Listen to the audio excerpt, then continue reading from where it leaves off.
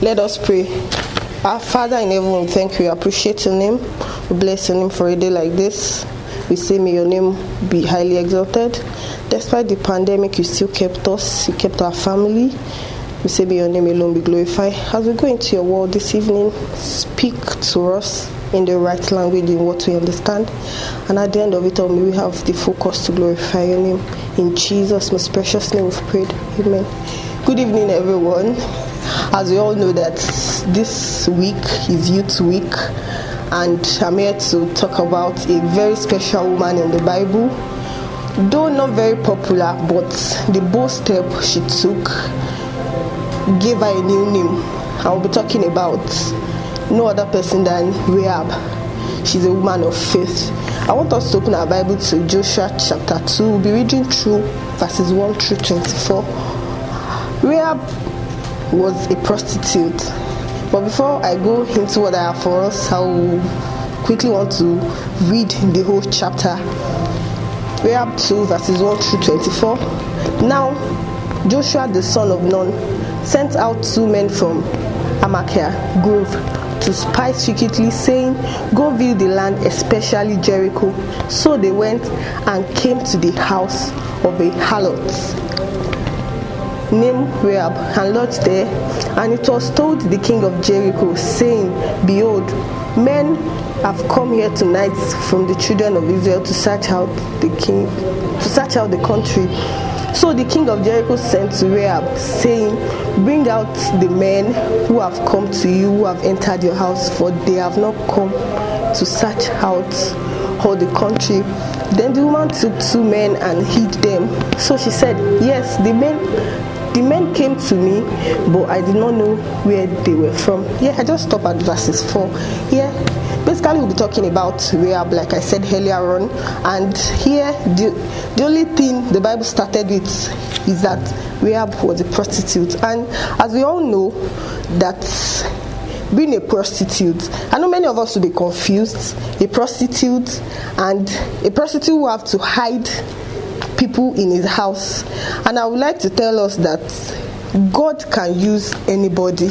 Like this story is going, I believe at the end of this study, it is going to tell us that no matter how our past can be, no matter what we are, no matter what we stand for, God can still use us. No matter how we've lived our life, it is normal. It is human definition for human being to just believe, oh, this person, she's not useful to God. But I'm here to tell us that God can literally use anybody, no matter how we've lived our life, whether dirty, whether clean. And I know it's very common nowadays amongst us in the church. We believe, oh, this person, she's a sinner.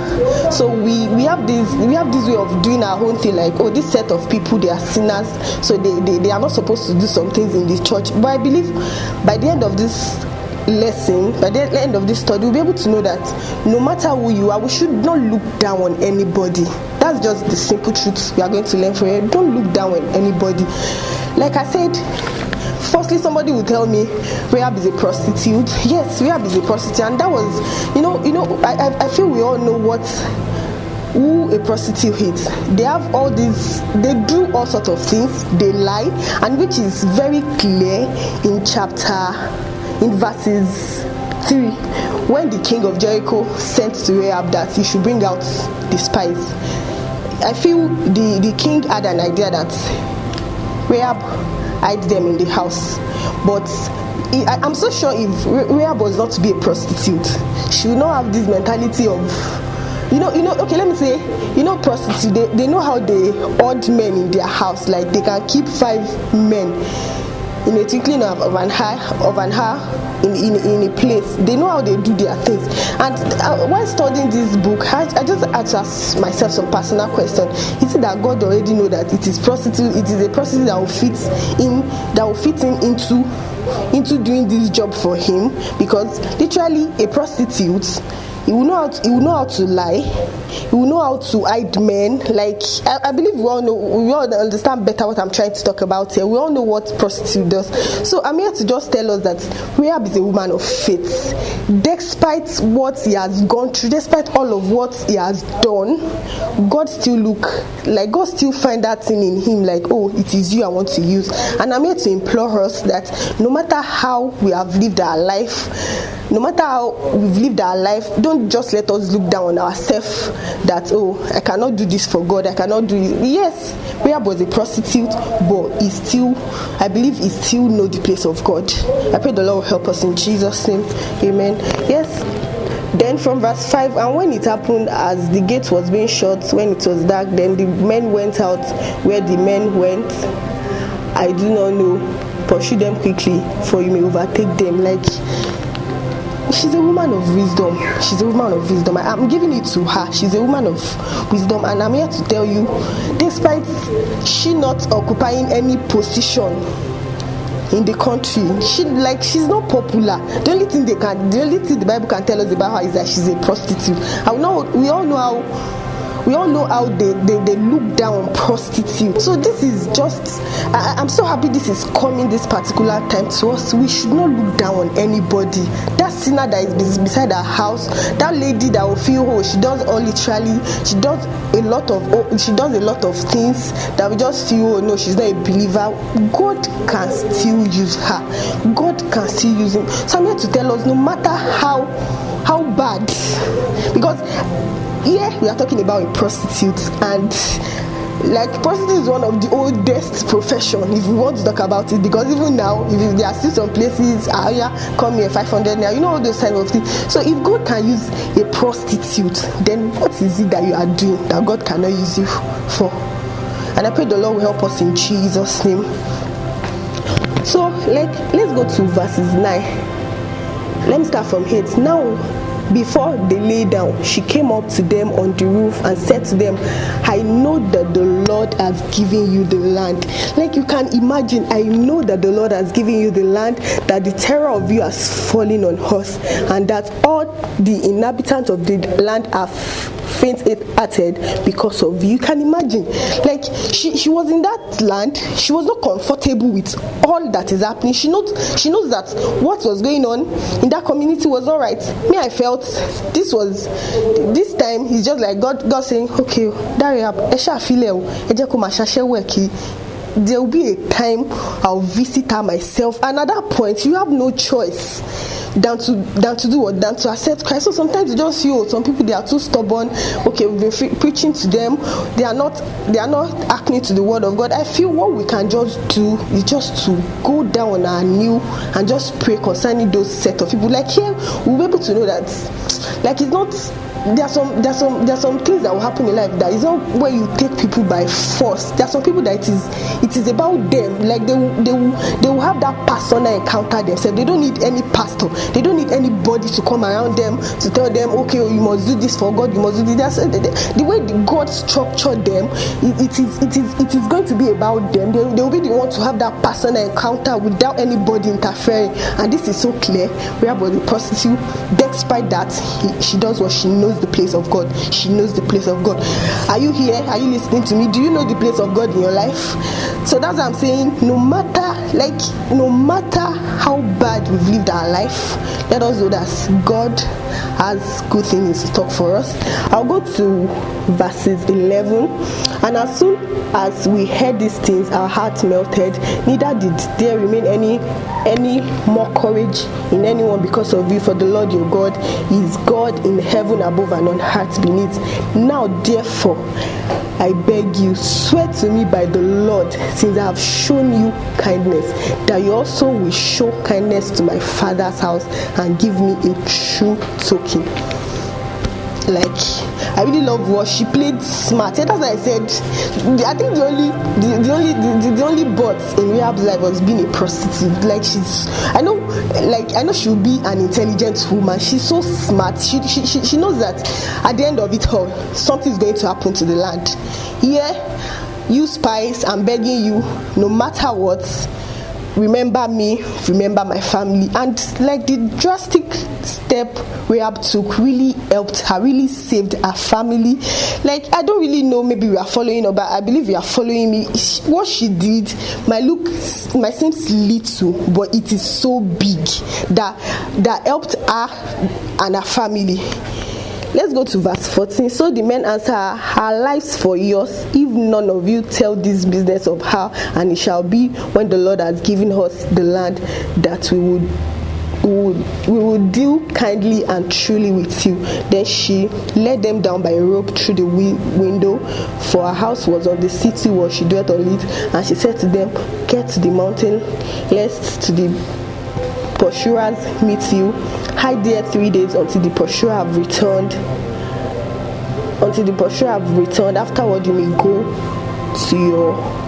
go your way. So the men said to her, we will be blameless of this oath of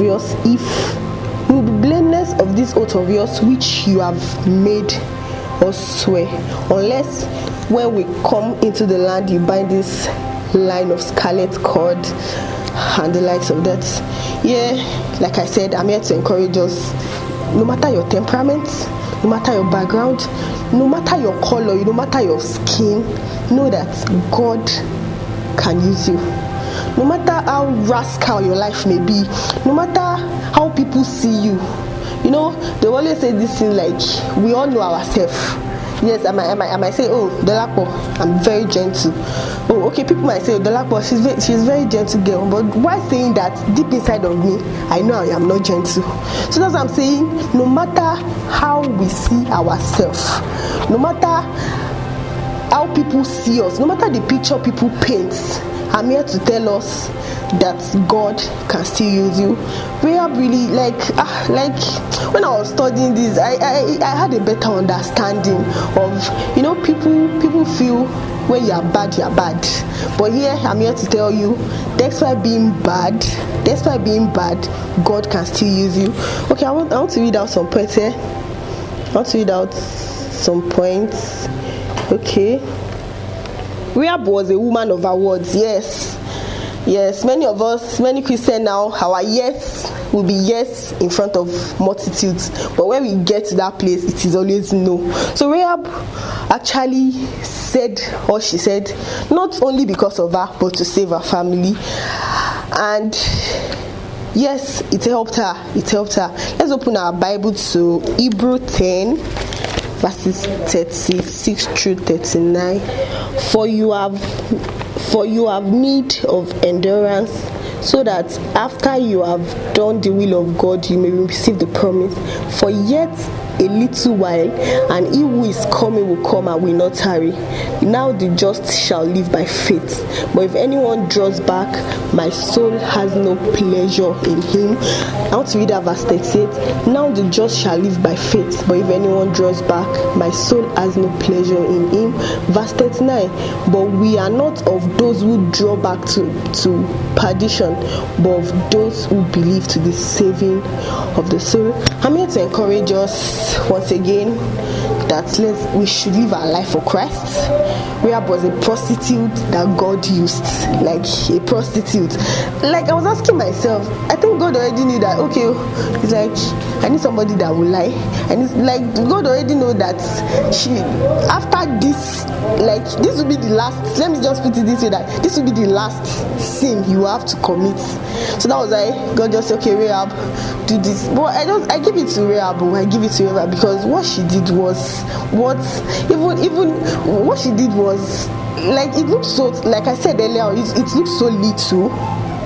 It looks so little, but it is very big. Like, for even being a prostitute and doing all of that, like, I was asking myself, maybe if it was to be a believer, maybe she would not have played the role well.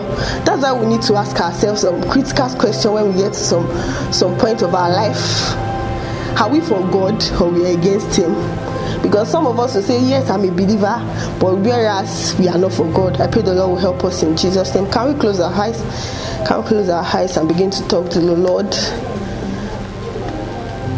Let's begin to talk to the Lord. That the Lord should help us.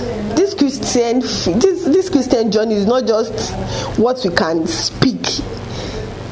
faith we are talking about is not, it's not just what we talk about, it is our action. And we can see here in Joshua chapter 2 that all what Rahab did, she displayed action. It was not just talking alone. Yes, I can do this, I can do that, but she displayed action. Let's tell it to God, Lord, that the Lord will steer us up, that the Lord will help us, the Lord will keep us standing. It is only Him that can help us. It's not about self-boast. It's not about self. It's not about you all alone, but it is only God that can help you. Tell it to God that the Lord should help us. That in this journey, Lord, may I not miss it. For in Jesus' mighty name we've prayed.